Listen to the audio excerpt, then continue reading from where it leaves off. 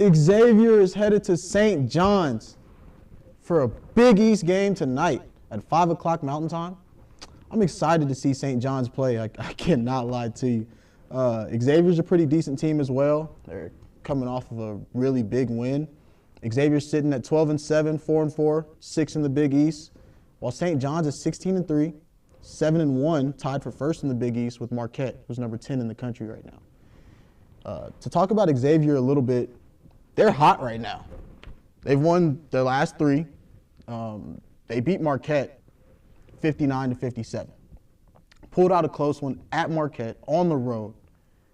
They're averaging 77.3 points per game this year. 68.8 points allowed, just under 69 points allowed. So they're playing some pretty decent ball. They're giving themselves a chance to compete in the Big East. When they get hot, they can play with the best of the best.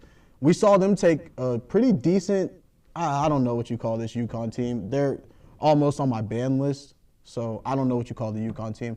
But for what it is, they took a decent UConn team to overtime back in December, lost that game by 5. Lost by 2 earlier to Marquette, so something's up with them in Marquette. They know how to play Marquette. They've had a pretty decent year. They have some good wins. They have some tough losses. They lost by 3 to Cincinnati. So they can really play with just about anybody in the country. They can score the ball. The thing that they struggle with is playing some defense. They're going to have to get some stops tonight. Zach and Conwell are playing pretty well, both averaging just under 17 points per game. So Xavier can score the ball. I don't think that's really an issue for them. St. John's, on the other hand, Coach Rick Pitino has had his guys ready to go this year. Those boys are firing. Them boys are trying to make a name for themselves. I think the country is actually on notice now. I don't think they're sleepers anymore. They're 20th in the country.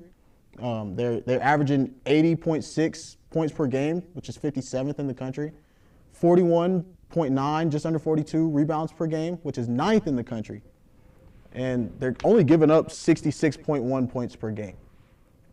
Rick Pitino has had his guys flying around. If you watch a St. John's game, you see his guys are playing with a lot of heart. They're playing for their teammates, and they're playing hard every single night. They have some really, really, really nice wins this year. They haven't played anybody crazy, but the thing that stands out is that they're winning consistently. They beat Seton Hall 79-51, Georgetown 63-58. They put up 80 versus Villanova. They put up 82 versus Xavier, 70 versus Butler. They did take a weird L to Creighton, which I don't like. Why are you losing to Creighton? St. John's, you know what I'm saying? They're one of the best Big East teams, as we talked about. They're tied for first with Marquette. That's a tough L. They lost by 1. They were at Creighton. Things happen. It's college basketball. Other than that, they lost to Georgia, an SEC school, by 3, and Baylor. They lost in double OT by 1. Other than that, I mean, they've looked pretty good. So they put together 16 nice wins this season, 7-1 in the conference. R.J. Lewis, the junior guard, he's looking like he might be one of the best guards in the Big East, averaging just under 18 points per game, shooting 46%, 6.5 rebounds. That's nice when your guard is getting in there mixing it up. We saw these teams play not too long ago on January 7th, where St. John's won 82-72 at Xavier. So we flip it this time and we take it to St. John's. Money line is sitting there. The point spread, I should say, is sitting there at 7.5 favored for St. John's, and I like that.